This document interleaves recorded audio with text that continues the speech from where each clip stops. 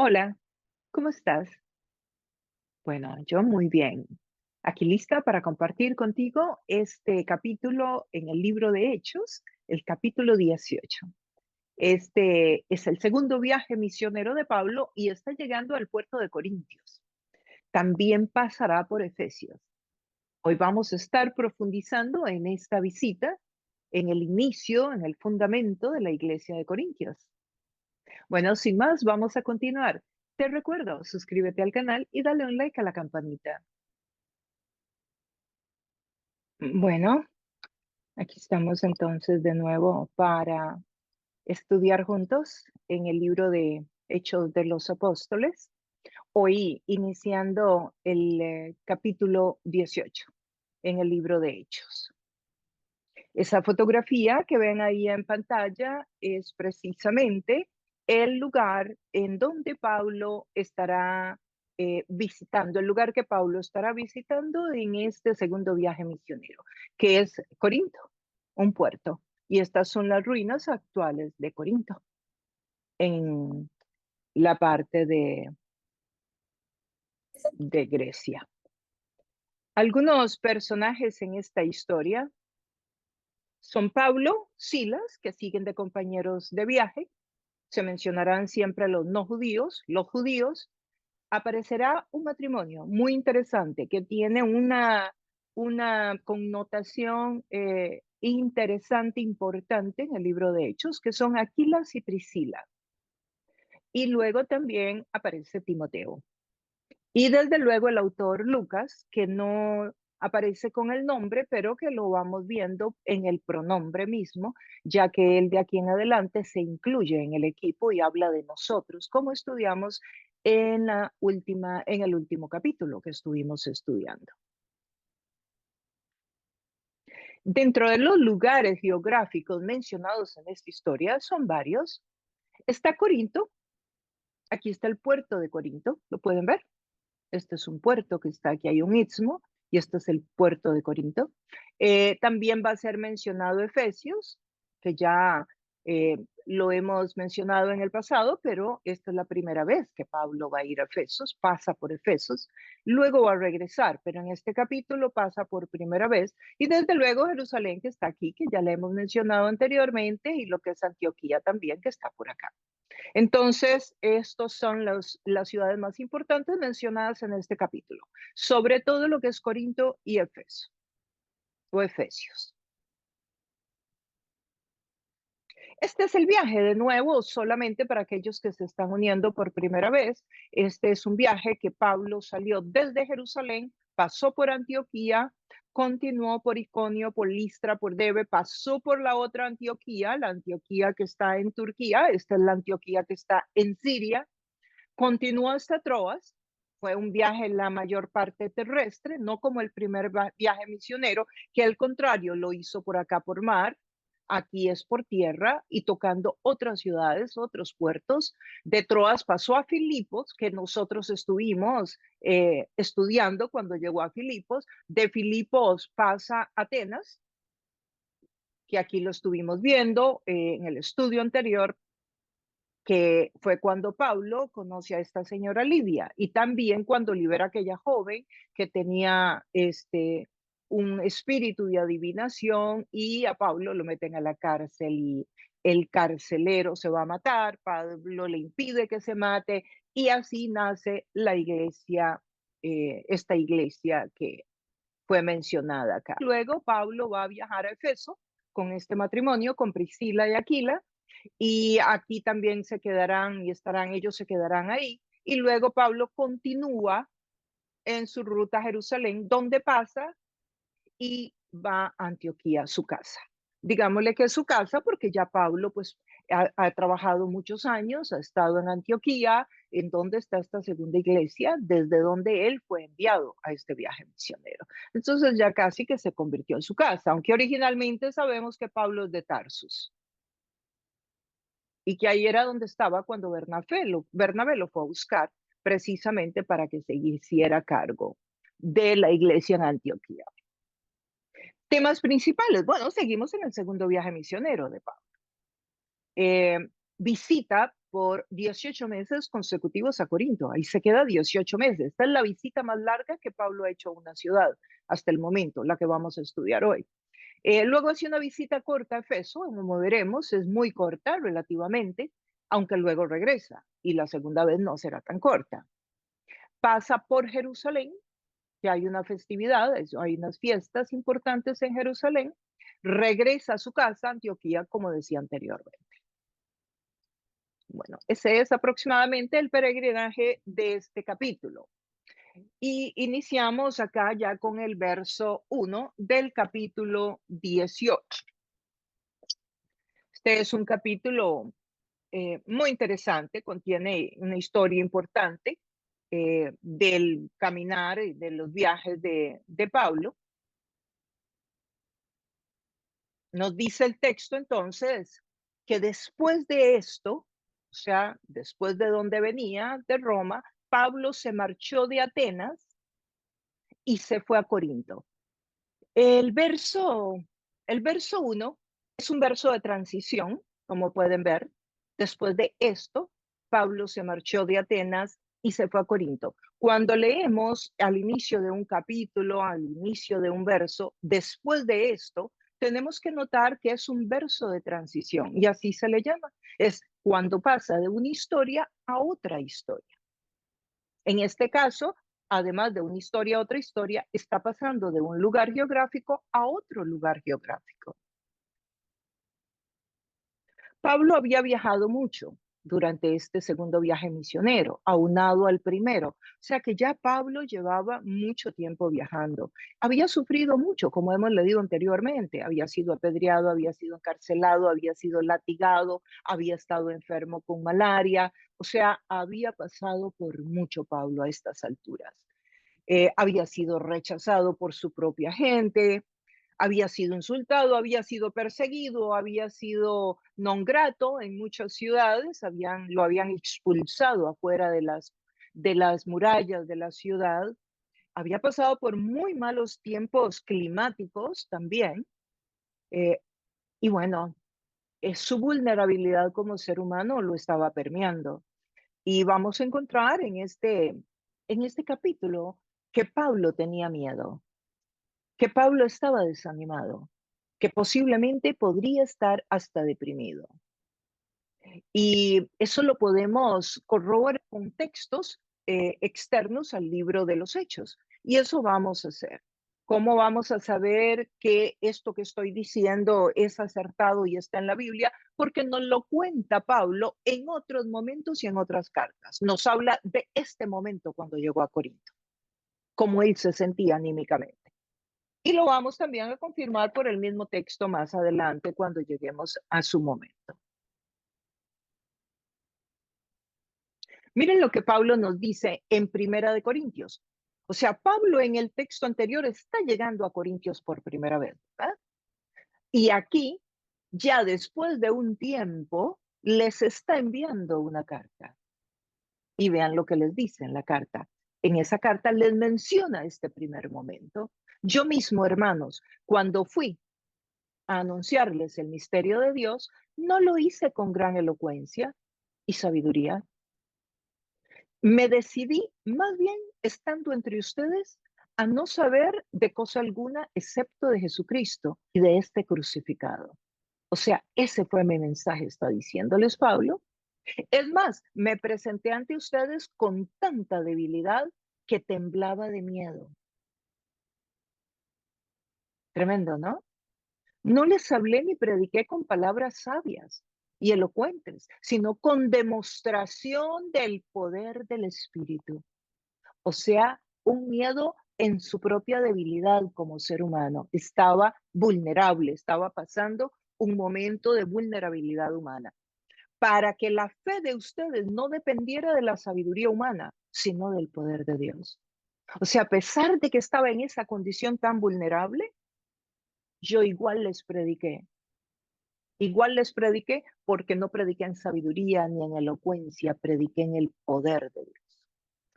Eh, Creo que es importante que nosotros valoremos este detalle de Pablo, de poder hablar de su humanidad, porque muchas veces creemos que cuando servimos a Dios caminamos en una nube y que nada nos puede tocar y que no pasamos por angustia y que no pasamos por esto y que no nos duele y que no nos agota el caminar y que no nos afecta cuando somos rechazados en el evangelio una y otra vez o porque somos cristianos nos critican o porque somos creyentes nos ataca el enemigo usando muchas veces las personas de la comunidad o inclusive las personas de nuestra familia.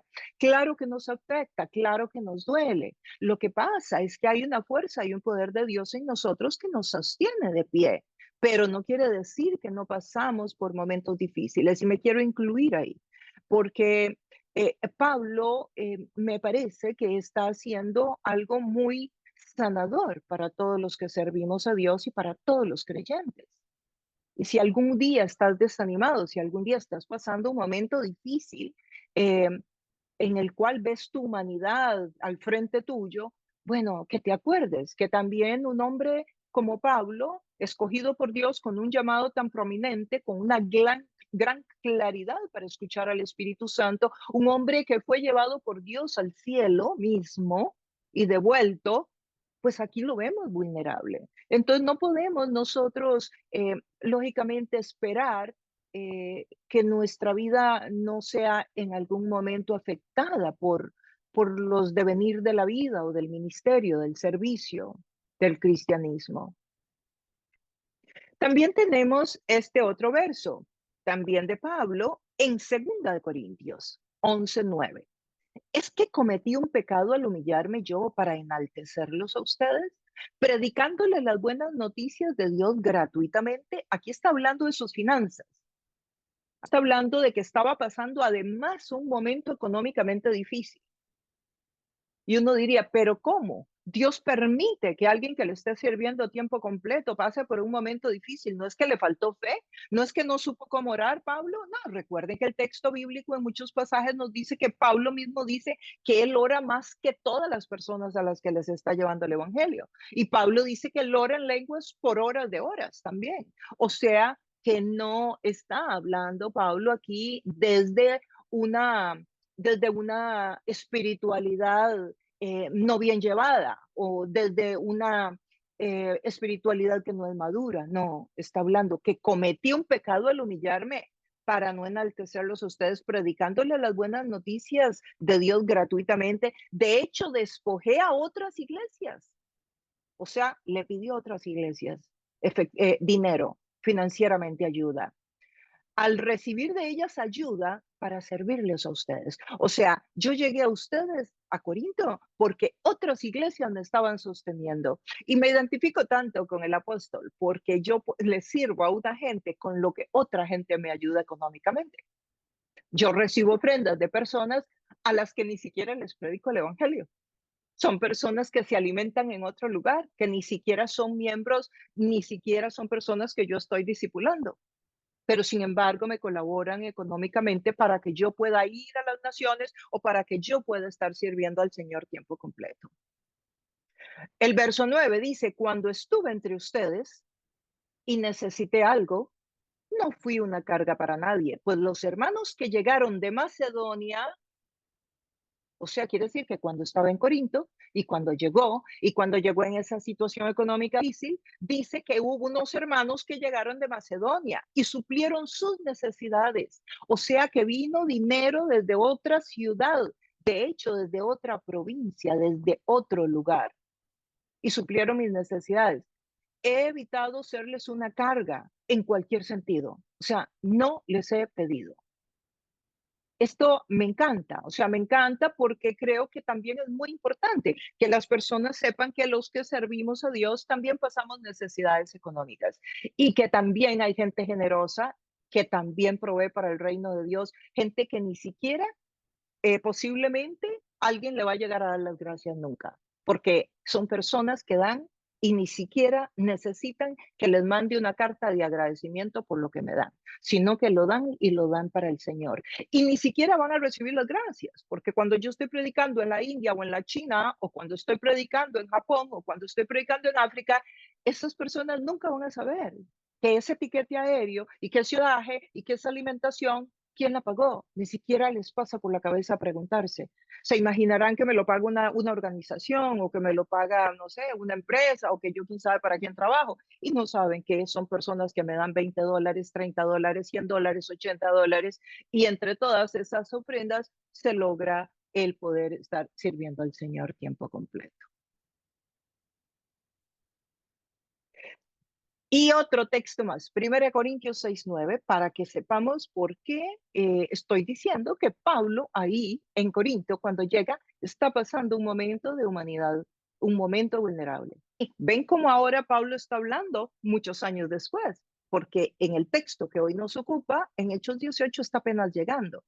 Aquí ya les está hablando a gente que ya fue transformada por el poder del Espíritu Santo. Y este texto en 1 Corintios 6 lo quiero usar porque ahora les quiero mostrar cómo se consideraba a Corinto. Corinto era una ciudad considerada un puerto totalmente degenerado, una ciudad corrupta, donde el pecado florecía por todas partes.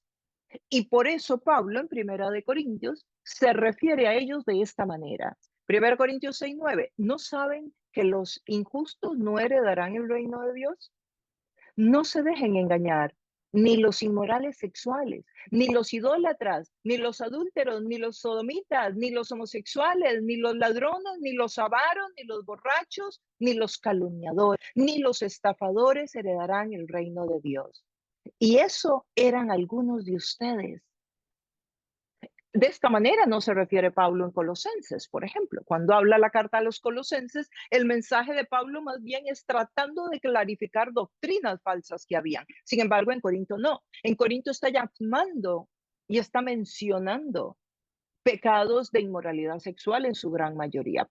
Y ahora vamos a ver por qué. Y entonces continúa diciendo que ni los adúlteros, ni los sodomitas, que significa homosexuales, lesbianas, ni los homosexuales, ni los ladrones, ni los avaros, ni los borrachos, ni los calumniadores, ni estafadores van a heredar el reino de los cielos. Yo sé que en estos tiempos mencionar estos textos bíblicos puede ser inclusive provocar en mucha gente que se está discriminando. No, no, no se está discriminando a nadie. Ama Dios a los estafadores, claro que los ama. Ama Dios a un adúltero, también lo ama. Ama Dios a un violador de niños, también lo ama. Créanme lo que lo ama. Entonces, sí, Dios ama a todos los seres humanos. Eso no significa que es permisivo. Eso no significa que la puerta del cielo está abierta para todos, pero que los ama, los ama. Pero es que en el amor de Dios, el amar y el aceptar son dos cosas diferentes. ¿Por qué? Porque Dios pone límites y la persona tiene que cambiar su forma de vivir. Por eso alguien que llega al evangelio y Dios soy cristiano y sigue viviendo y haciendo todas estas inmoralidades sexuales, no ha entendido de qué se trata el evangelio y posiblemente no ha nacido de nuevo. Porque una cosa es pecar y otra cosa es pecar intencionalmente como un sistema y una forma de vida, que usted ya sabe que el sábado va a ir a pecar. Eso es totalmente diferente a que usted pecó porque sucedió en el camino. Y pecar intencionalmente es cuando usted planea, usted sabe que usted va a pecar. Usted ya lo tiene planeado, ya está en su sistema y usted no está pensando dejar de hacerlo, ni está luchando contra eso de ninguna manera, ni pidiéndole ayuda al Señor. Entonces dice el verso 11, y eso eran algunos de ustedes. ¿Por qué? Porque Corinto estaba llena de ese tipo de personas con ese tipo de comportamientos. Los templos de Corinto eran lugares de prostitución donde habían jovencitos que eran usados por los marinos que llegaban a puerto. Entonces los templos ofrecían los jóvenes para la vida sexual de los visitantes a la ciudad como parte de la espiritualidad, para que tengan una idea. Igual las mujeres estaban también en el negocio de la prostitución. Pero dice, ya han sido lavados. Miren qué belleza. Ya han sido lavados, santificados y justificados. ¿Cómo fue? Que fueron lavados, santificados y justificados en el nombre de Jesucristo. De esa única manera es como una persona puede ser lavada, puede ser santificada, puede ser justificada y entonces puede entrar al cielo, independientemente de su historia y de su pecado. Y si viene de Corinto o no viene de Corinto, o si la Corinto de hoy día. que podrían ser algunos estados en los Estados Unidos y algunas ciudades también en Europa, por ejemplo, que serían Corintios relativamente comparándolos con la época. Dice que todo esto sucede en el nombre del Señor Jesucristo y por el Espíritu de nuestro Dios. Entonces, dos cosas vamos aprendiendo hasta el momento. Una, que Pablo estaba vulnerable en su humanidad. Dos, ¿qué significaba Corinto? Corinto era una ciudad corrupta, Corinto era una ciudad muy complicada moralmente. De hecho, en la época de Pablo, en que Pablo está ahí, se acostumbraba a insultar a una persona en todas las regiones de alrededor, y como se insultaba a alguien, se le decía: usted es un Corinto. O sea, decirle a alguien que era un Corinto era exactamente una expresión de un gran insulto. Así que avanzamos con el verso número 2.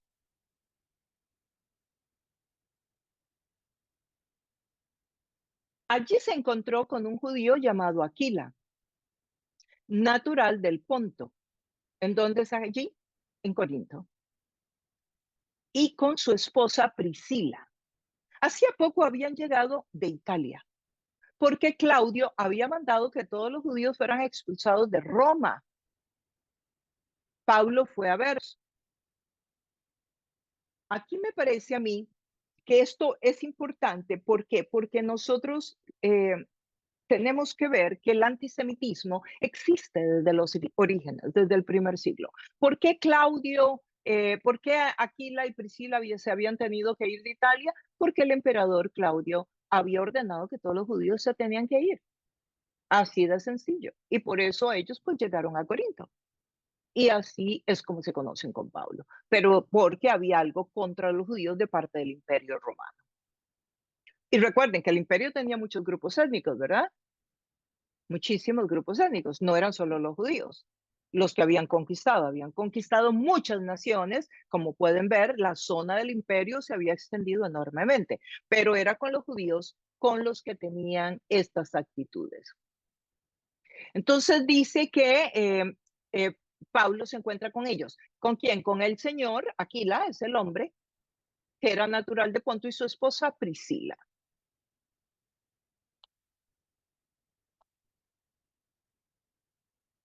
Avanzamos. Quiero que vean el orden en que están Aquila y Priscila. Ven, Aquila, el hombre está primero, porque en el griego se acostumbra a poner a la persona en autoridad primero.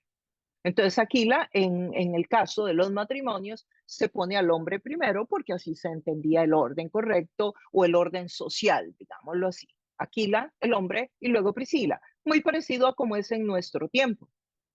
Generalmente, cuando alguien te presenta a Mr. y Mrs., al señor y a la señora en español.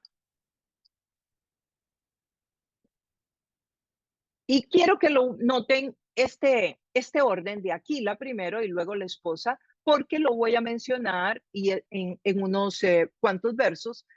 Al contrario, ya va a estar Priscila y luego Aquila. Y quiero que tomen nota de esto para que puedan aprender de esto también en esta historia. Y como hacía tiendas de campaña, al igual que ellos, ¿quién hacía tiendas de campaña? Pablo. Se quedó para que trabajaran juntos. O sea, se conocieron y resulta que hacían el mismo oficio. Pablo hacía tiendas, eso lo sabemos porque lo mencionan otros textos bíblicos también, y sabemos que Tarso era la ciudad, una ciudad prominente y conocida, no solo por tener una de las universidades más grandes de la época, sino también porque hacían tiendas. Era una región que se reconocía por ese trabajo que hacían, por ese producto que hacían las tiendas. Y Pablo era de ahí, posiblemente como a todo rabino, le habían enseñado un oficio, porque era parte de la tradición que todo judío tenía que tener un oficio, inclusive los rabinos. Recordarán que Jesús era carpintero, a pesar de que era rabino. El verso 4 dice: todos los sábados discutía en la sinagoga, tratando de persuadir a judíos y a no judíos. Es muy posible que entonces conociera a Aquilas y a Priscila en la sinagoga, porque en las sinagogas se juntaban por gremios. Digamos, los que hacían tiendas a un lado, los que hacían estatuas al otro, los que hacían esto al otro, en fin. Era por gremios que se sentaban, además de que se sentaban los hombres a un lado y las mujeres al otro, en diferentes lugares, en diferentes filas sería lo correcto. Parece que ahí fue donde se hicieron amigos y empezaron a trabajar juntos. Eran un matrimonio que nos dice el texto que eran creyentes. Eso es lo que parece reflejar, que eran creyentes. Pero recuerden que están en Corinto y que ellos vienen de Roma. Entonces, ¿cómo? Que vienen de Roma. Pablo venía de Atenas. Entonces decimos, bueno, eh, ¿cómo funciona esto? Bueno, porque posiblemente en Roma ya existía una iglesia mucho antes de que Pablo llegara. ¿Por qué podría haber una iglesia en Roma antes de que llegara algún apóstol a fundarla? Bueno, porque recuerdan que en el Pentecostés habían muchos grupos étnicos que habían llegado a las fiestas de Jerusalén en esa fecha. Bueno, muchos de esos personajes que estaban ahí, dice el texto en Hechos capítulo 2, que eran de Roma. Entonces es muy posible que ahí fueron bautizados, que el Espíritu Santo les tocó durante aquel sermón, el primer sermón de Pedro, y que cuando regresaron a Roma, entonces se originó ya un estudio de Biblia y una iglesia.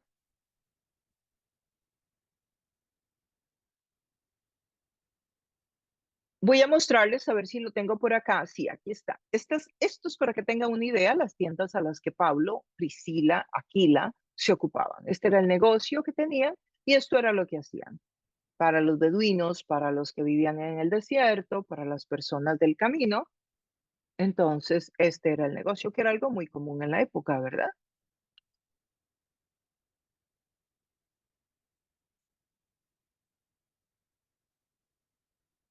El verso 5 dice, cuando Silas y Timoteo llegaron de Macedonia, recuerden que se los leí en el otro texto, en primera o segunda de Corintios, recuerden que Pablo dijo, cuando llegaron unos hermanos de Macedonia y me trajeron dinero, ok, aquí está, ¿quiénes fueron los que llegaron? Cuando Silas y Timoteo llegaron de Macedonia, Pablo se dedicó exclusivamente a la predicación, porque en el verso anterior, el 4, estaba haciendo tiendas con Aquila y Priscila. Pero cuando ellos llegaron, que dice que venían de Macedonia y que Corintios nos habla de que le trajeron una ofrenda de Macedonia, unos hermanos, no dice quiénes, aquí dice cuáles son los hermanos. Silas y Timoteo llegaron, Pablo se dedicó exclusivamente a la predicación. ¿Por qué? Porque tuvo las ofrendas, ya tenía el financiamiento para poder dedicarse a la obra a tiempo completo, testificándoles a los judíos que Jesús era el Cristo.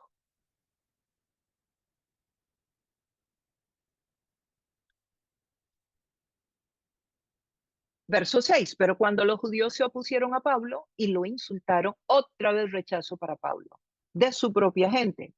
Este se sacudió la ropa en señal de protesta. Será una expresión muy fuerte y miren la frase que dice, caiga la sangre de ustedes sobre su propia cabeza. Estoy libre de responsabilidad. De ahora en adelante me dirigiré a los no judíos, o sea, a los gentiles. Lo que quiero que vean es la baja tolerancia que tiene Pablo y que vean su humanidad, que vean a un hombre normal como tú y como yo, con bajos y con altos, con momentos difíciles y con momentos con mucha fuerza, con mucha capacidad, con mucha visión para continuar, pero también con momentos difíciles.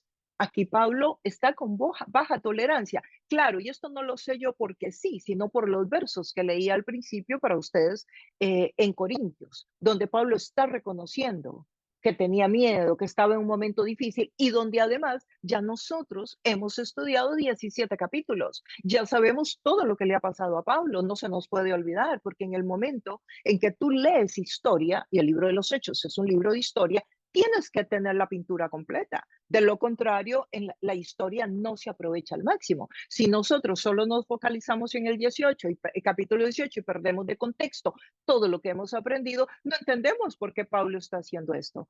Pero como tú y yo sí hemos estudiado los 17 capítulos, letra por letra y verso por verso, sabemos que Pablo ha pasado por mucho. por mares, por naufragios, por persecuciones, por cárceles, por linchamientos, por pedradas, por ser expulsado de ciudades, por hambres, por enfermedades, por burlas.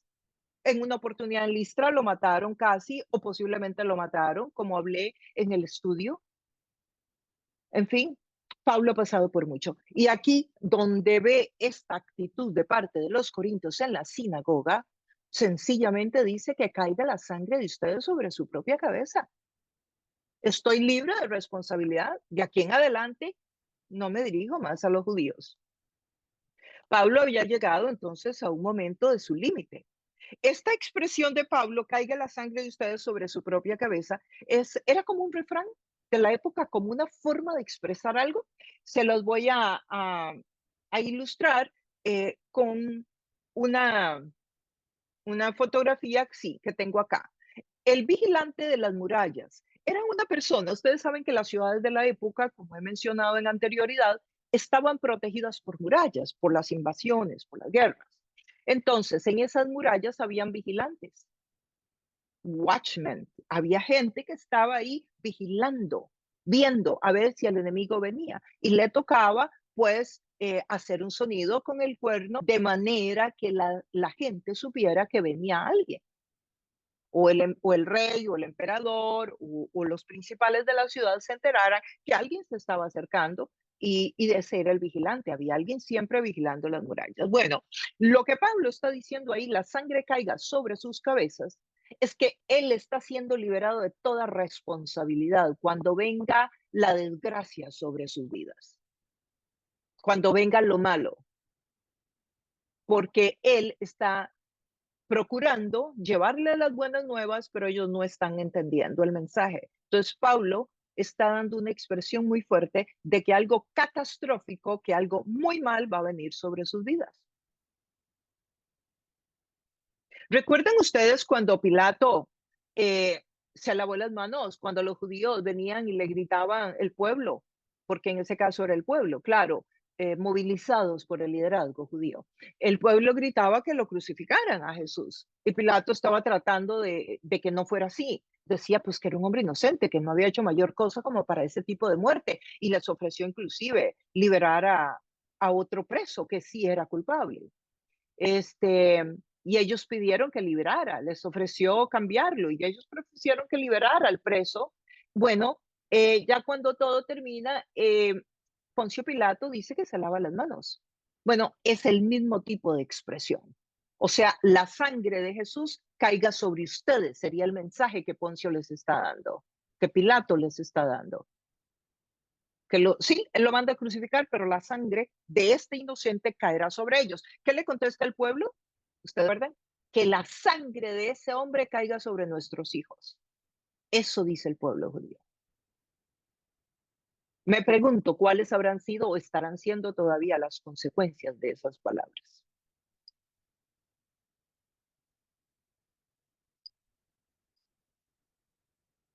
El verso 7.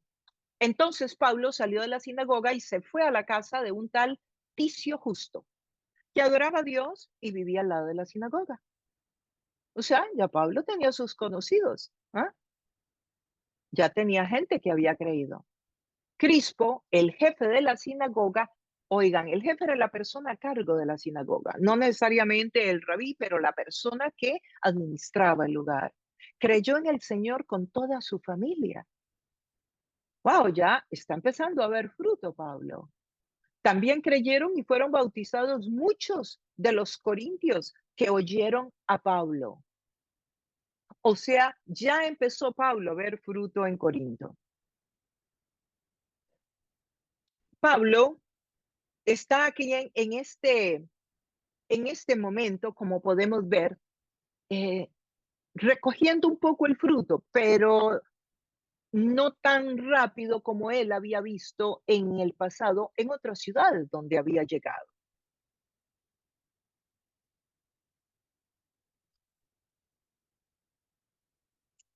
Una noche el Señor dijo a Pablo en una visión. Le volvió a hablar al Señor por visión. Recuerden que en el capítulo anterior estudiamos que le habló a través de una visión y vio un hombre de Macedonia.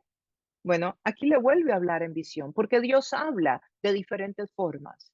Dios habla en visiones, Dios habla en sueños, Dios habla a través de una ascensión interior, Dios habla a través de su palabra. Yo espero que hoy, mientras usted escuche este mensaje, esta enseñanza, el Espíritu te tiene que hablar. Ahora, si tú dices, bueno, no hubo algo específico que yo hoy tomara para mí, bueno, igual es un alimento y tiene nutrientes espirituales que te van a ayudar a ti a estar fuerte, a estar en condición, a madurar espiritualmente y enfrentarás los problemas de la vida hoy en 5 años, en 10, en 15 o en 20 de una mucha más fuerte manera, dependiendo de lo que hoy te estás alimentando. Porque es igual, usted no es que usted come un plato de comida de carne o de pollo o de mariscos, inmediatamente usted está más fuerte, ¿no? Sí, usted viene, hay una energía en su cuerpo, claro que no estaba antes, pero no es que inmediatamente usted puede ir a levantar una pesa o a levantar cajas. No, son los nutrientes de la alimentación que usted ha tenido en el último mes, 6 meses o un año, los que usted va a poder ver como resultado cuando usted empieza a levantar las cajas. De la misma manera es la palabra de Dios, nos alimenta espiritualmente para enfrentar los desafíos, los retos, para tener más fe, para creer más, etcétera, en el devenir de la vida. Pero no es una cuestión de que usted oye la palabra hoy y ya inmediatamente usted va a ver un cambio, pero no es que inmediatamente usted está viendo esa fortaleza en usted. Muchas veces empieza en ese momento y va aumentando.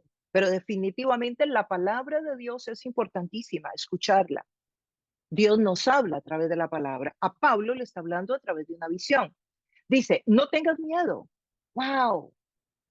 Recuerden que les dije que a través del mismo texto íbamos a ver y a confirmar que Pablo tenía miedo. ¿Quién le está diciendo a Pablo no tengas miedo? Dios. Dios mismo le está hablando en la visión y le está diciendo no tengas miedo.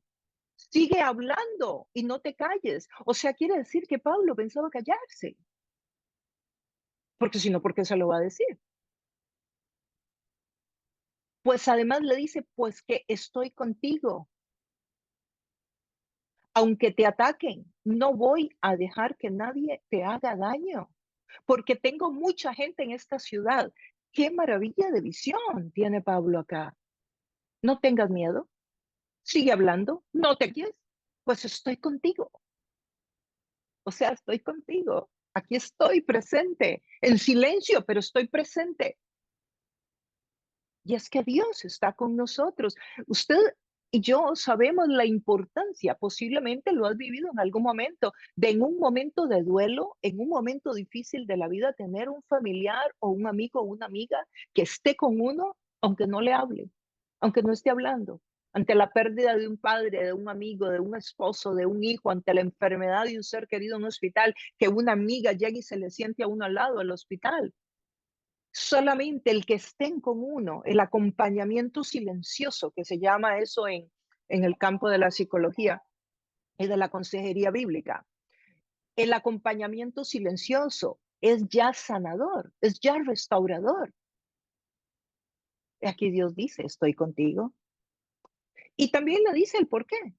No va a dejar que nadie le haga daño, a proteger. ¿Por qué? Porque además tengo mucha gente en esta ciudad. O sea, Pablo, que está desanimado, en la ciudad donde llega más débil, donde llega más desanimado, donde está pasando más lucha espiritual, donde además no tiene finanzas y le está pasando mal económicamente, hasta que llegan Timoteo y Silas con la ofrenda. Además de todo eso, dice Dios que es el lugar donde tiene mucha gente, el lugar donde Pablo menos gente está viendo que llega y que precisamente eso está colaborando negativamente en su estado anímico.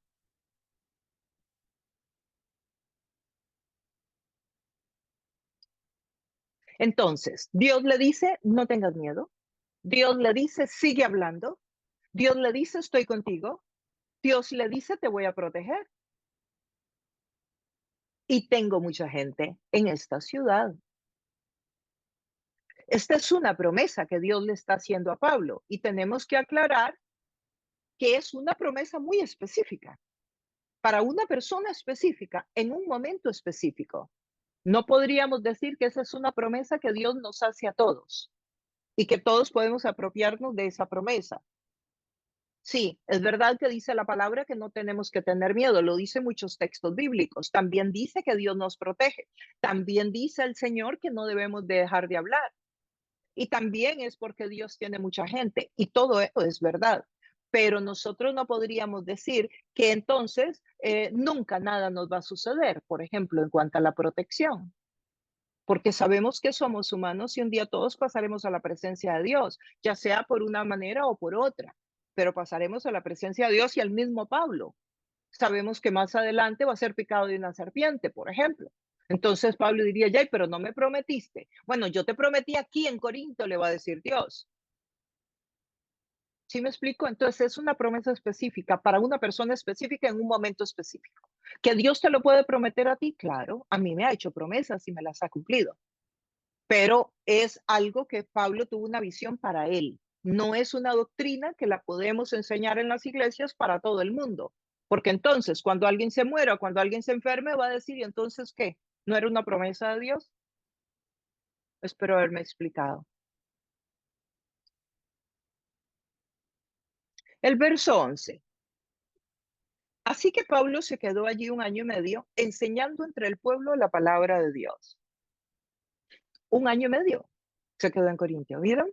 ¿Qué produjo que Pablo se quedara un año y medio? La palabra de Dios. ¿Qué va a producir que tú y yo podamos ofrecer al Señor, aun cuando todo lo que vemos es negativo, no pareciera, no nos sentimos fuertes, no creemos que somos capaces de lograr eso que queremos, de alcanzar ese sueño para nuestra vida, o de servir al Señor, o de ayudar a una familia que está complicada, o de hacer lo que nos toque hacer?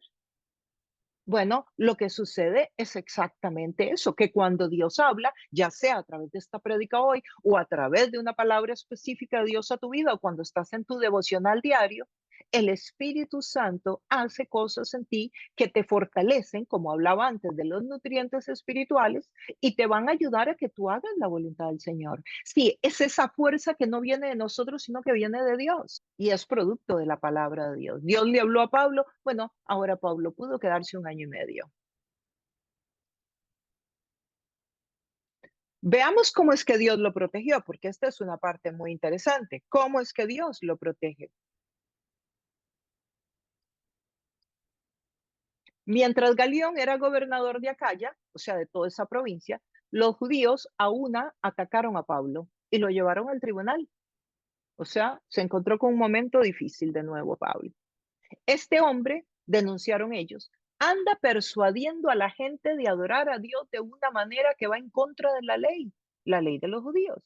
Pablo ya iba a hablar, ya se iba a defender, cuando el Galión, el gobernador, dijo, si ustedes los judíos estuvieran entablando una demanda sobre algún delito o algún crimen grave, sería razonable que los escuchara. Pero como se trata de cuestiones de palabras, de nombres, de sus propias leyes, arréglense entre ustedes. No quiero ser juez de tales cosas. Así que mandó que los expulsaran del tribunal a todos los judíos. Entonces se abalanzaron sobre Sóstenes. ¿Quién es Sóstenes? El jefe de la sinagoga, y dice que lo golpearon delante del tribunal. Pero Galión no le dio ninguna importancia al asunto. Ahora, claro, interesantemente, como podemos ver, se abalanzaron todos sobre Sóstenes, el jefe de la sinagoga. Claro, porque Crispo ya había dejado de ser el jefe de la sinagoga, ¿verdad? Se había vuelto al evangelio. Ahora tenían otro jefe de la sinagoga. Entonces nos preguntamos si sería que Sóstenes también estaba volviéndose al evangelio, porque le cayeron encima y lo golpearon. Esto nos tiene que indicar que tanto Pablo como Sóstenes estaban en ese lugar y que ahora golpearon a Sóstenes. Así que nos deja ese signo de pregunta interesante si ya Pablo había evangelizado a dos jefes de la sinagoga mientras estuvo en Corinto. Pero quizás lo más importante es que rescatemos que el mismo encargado de la ciudad, el mismo romano encargado de la ciudad, Galión, eh, no le dio importancia a que llevaran a Pablo aquí a los tribunales. Y aquí vemos entonces la protección de Dios. Priscila, Aquila y Apolos. Pablo permaneció en Corinto algún tiempo más. Después se despidió de los hermanos y emprendió el viaje rumbo a Siria. ¿Acompañado de quién? De Priscila y de Aquila. ¿Cuál es el orden ahora de este matrimonio? ¿Qué no tan diferente? Claro, ahora el nombre de Priscila está primero y Aquila de segundo. En Cencreas, antes de embarcarse, se hizo rapar la cabeza a causa de una promesa que había hecho. Vamos a ver dos asuntos acá. El primero, esto del voto que ven acá, que Pablo se rapó la cabeza por una promesa que había hecho. Esto es una tradición que está en el Antiguo Testamento, era algo opcional, no es un mandamiento bíblico, que alguien lo puede hacer o no lo puede hacer, de la tradición judía, no de la tradición cristiana, judía. Y Pablo lo estaba haciendo. Él en este momento se rapa la cabeza, el pelo le vuelve a crecer, cuando el pelo le crece se lo corta y lo lleva a la sinagoga y ahí lo queman. Esa era más o menos la interpretación de este voto que está haciendo Pablo. Ahora, muchas personas creen que hay que hacerlo hoy día. No, de ninguna manera. Eso es como el ayuno. Si usted quiere ayuno, si no quiere, no ayuna, pero no es un mandamiento, como si es el bautismo en agua. Sí, esto es opcional. Entonces, Pablo está haciendo algo que para él significaba algo y que no tenía nada de contrario al evangelio, pero no es algo que tenemos que hacer. Y bueno, que noten de nuevo que Pablo ya está saliendo para Siria y que va con este matrimonio para este viaje.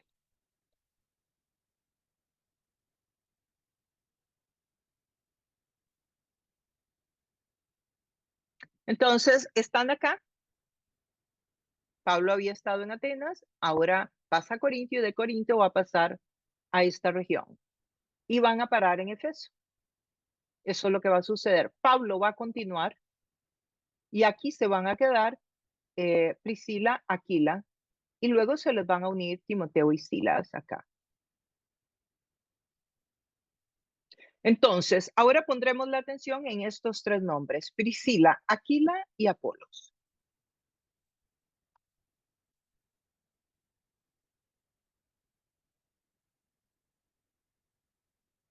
Quiero que noten el orden, como les dije anteriormente, en que cómo cambia aquí. Y ahora no es Aquila y Priscila, es Priscila y Aquila. Notes el orden en que ahora de aquí en adelante estarán escritos los nombres de este matrimonio.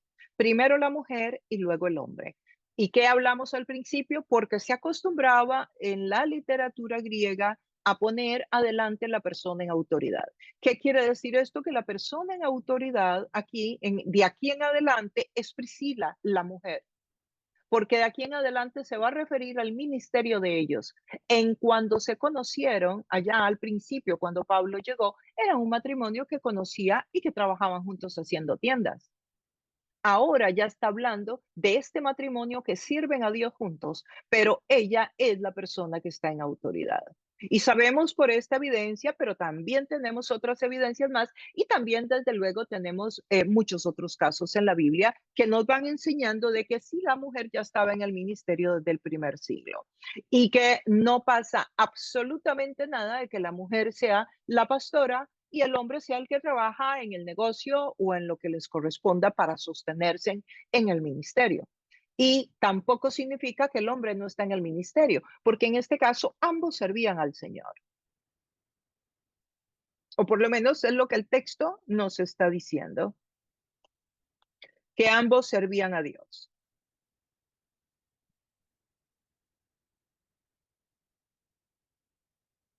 El orden como están escritos los nombres de este matrimonio, entonces va a cambiar de aquí en adelante, por las razones que anteriormente les mencioné. El verso 19, al llegar a Efeso, Pablo se separó de sus acompañantes y entró en la sinagoga, donde se puso a discutir con los judíos. Inmediatamente, ¿qué hizo Pablo? Entró a la sinagoga. Como siempre, Pablo hacía eso. ¿Recuerdan que en Corinto les dijo que ya no iba a predicar más a los judíos? Bueno, aquí vemos que sí va a seguir predicando a los judíos. Y entró a la sinagoga donde se puso a discutir. A discutir no es la palabra, en realidad en el griego es a debatir. Debate era una modalidad muy usada en Atenas, muy usada en la época de Pablo, y el debate es un poco la apologética, un poco la defensa, un poco el argumentar el por qué yo creo esto, un poco el defender, y ese debate era basado sobre todo en una sinagoga donde había un montón de expertos en el Antiguo Testamento y en la ley. Bueno, era debatir con argumentos todos esos textos del Antiguo Testamento y cómo se había dado su cumplimiento en Jesucristo, que ese era el punto central del evangelio predicado por Pablo. Y me encanta que retomemos esto, porque si el evangelio de Pablo no estaba basado en Dios te ama, en que Jesús te ama, como muchas veces creemos hoy cuando evangelizamos a alguien, que lo único que hay que decirle a la gente es que Dios te ama y orar por un milagro. No, el Evangelio de Pablo era una enseñanza. Por eso es muy importante que usted conozca el texto bíblico, que usted entienda esta enseñanza a cabalidad, para que usted pueda debatir, para que usted pueda enseñar, para que usted presente argumentos inteligentes a la gente. Sobre todo a la generación de hoy día, una generación que cuestiona, una generación inteligente, una generación que busca respuestas y que no se conforma con que usted le diga que crea esto porque sí, porque ya, o porque usted lo dice. Entonces, tenemos que conocer el texto bíblico, tenemos que prepararnos. Y como podemos ver, los apóstoles eran gente preparada. Entonces, la gente que cree que lo único que hay que hacer es abrir la boca y que el Espíritu te la llena, sí, maravilloso. Y eso dice la Biblia. Pero eso es cuando estás en una corte y van a llevarte preso. Dice que el Espíritu te da en ese momento en que te llevaron preso, en que no tienes una defensa preparada, en que no sabías que te iban a llevar preso por el Evangelio. Eso es lo que quiere decir ahí el texto bíblico. El texto bíblico nos enseña que nosotros debemos prepararnos. Jesús fue un rabí que se preparó desde niño. Jesús no pudo haber hecho lo que hizo sin saber nada. Los apóstoles fueron entrenados y capacitados por Jesús por 3 años. Eso es como entrar a una universidad y sacar una maestría o un doctorado en teología hoy día. Y después de que resucitó, se quedó 40 días más con ellos y les siguió capacitando hasta el día que ascendió a los cielos. Y era 24/7, o sea, pasaba 24 horas al día con ellos, 7 días a la semana. O sea, era un intensivo, un curso intensivo. Entonces, aquí vemos entonces a este Pablo que está discutiendo, está debatiendo, porque maneja el texto bíblico. El 20 dice, estos le pidieron que se quedara más tiempo con ellos. O sea, imagínense qué sorpresa para Pablo. Querían que se quedara enseñándoles. Él no accedió. Qué tremendo, ¿verdad? Uno creería que donde uno es popular y donde la gente le está aplaudiendo y la gente recibe el mensaje, ese es el lugar donde hay que quedarse. Pero se podría confundir, ¿verdad? Lo importante es hacer la voluntad de Dios. Y parece que la voluntad de Dios no era precisamente que se quedara ahorita en Efeso, como tampoco fue la voluntad de Dios. Recuerdan que Pablo quería entrar a Bitinia y quería entrar a otras ciudades y Dios no lo dejó entrar, el Espíritu no lo dejó ir por esas ciudades, recuerdan el capítulo anterior, y que le apareció una visión de un hombre de Macedonia y fue así como llegó a Filipos. Ah, qué interesante, ¿verdad? Qué interesante cómo Dios nos dirige y muchas veces dice que no, a través del Espíritu Santo y las diferentes maneras de que tiene de comunicarse con el ser humano. Dice que no accedió, pero al despedirse les prometió, ya volveré si Dios quiere. Ese si Dios quiere era una frase muy común de la época y sigue siendo todavía en los países árabes y en los países de Oriente. Eh, y dice, ya volveré. O sea, les prometió que volvería y de verdad volvió. Y fíjense que cuando vuelve, como lo veremos en la carta de Efesios en algún momento, se queda como 3 años y medio. Cuando desembarcó en Cesarea, subió a Jerusalén a saludar a la iglesia y luego bajó a Antioquía. Si usted en el mapa ve que Antioquía queda arriba y Jerusalén abajo, pero la forma en como ellos siempre van a llamar a Jerusalén es arriba. Todavía hoy día un judío dice, me voy arriba, refiere a que se va a vivir a Jerusalén. Aunque Jerusalén esté abajo, esté hacia el sur de Antioquía, pero es la forma de, el lugar principal está arriba, no está abajo. Es una forma idiomática de describirlo. Así que dice que él continuó para Antioquía. ¿Y qué sucede entonces?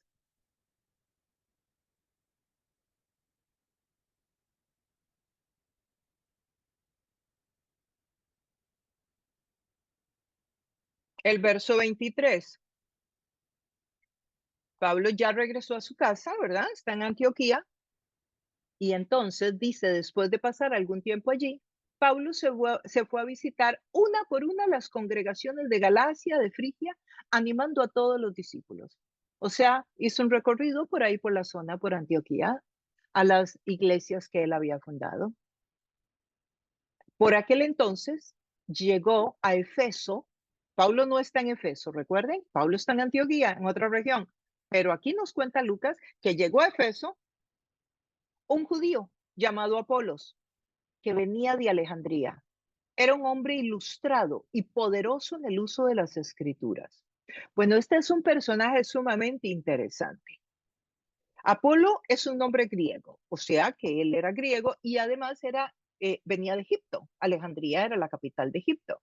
Y Egipto, Alejandría era una de las ciudades más intelectuales de la época. De hecho, la biblioteca más grande del mundo estaba en Alejandría y fue quemada por allá, creo que en el año 40 después de Cristo, con una invasión de un emperador. Se quemó una de las bibliotecas más grandes del mundo y más exquisitas.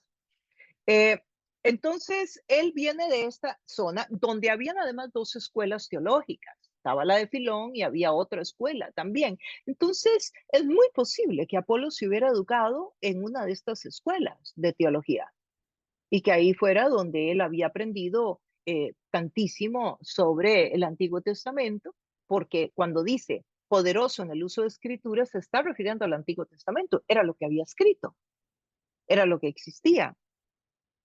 Por lo tanto, él era un diestro en el manejo del Antiguo Testamento. Y también nos habla de que era un hombre brillante. No era cualquier persona, era un hombre muy ilustrado, o sea, era un hombre muy letrado, muy estudiado, era un erudito. Y además tenía muy buena oratoria, es lo que el griego nos quiere decir. Y dice que este hombre llegó a Efeso.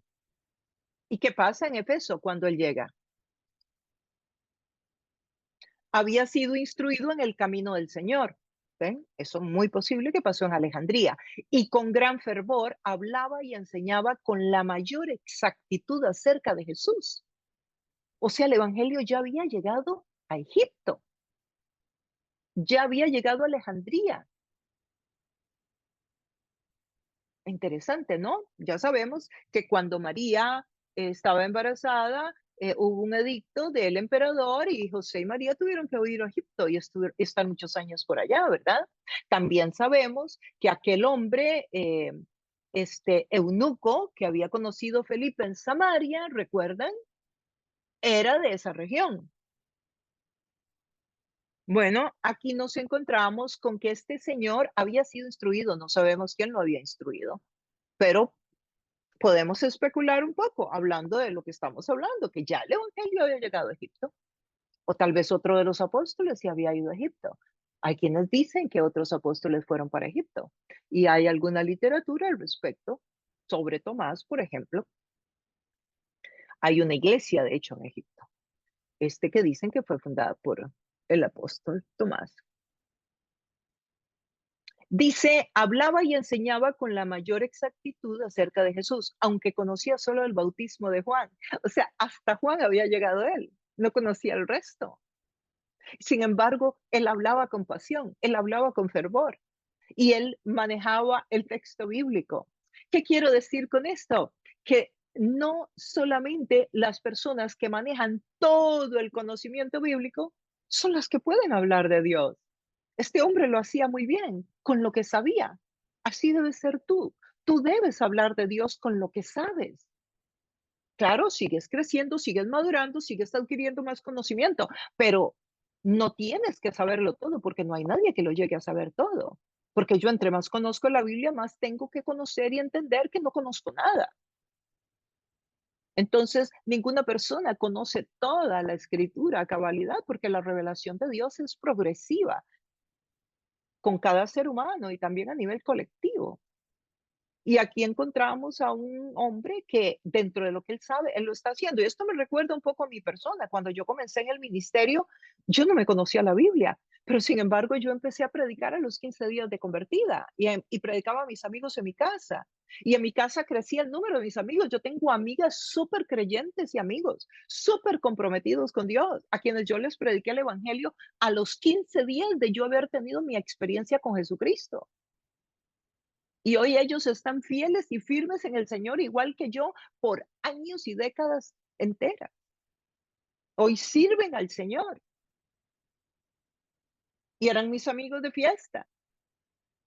Y yo les prediqué al igual que Apolo, sin conocer la Biblia. Yo no la había leído todavía, toda.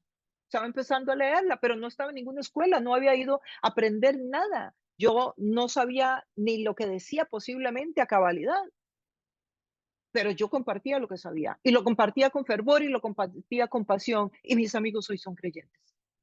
Y nació la primera iglesia en esa condición. A los 3 meses yo de convertida, nació la primera iglesia.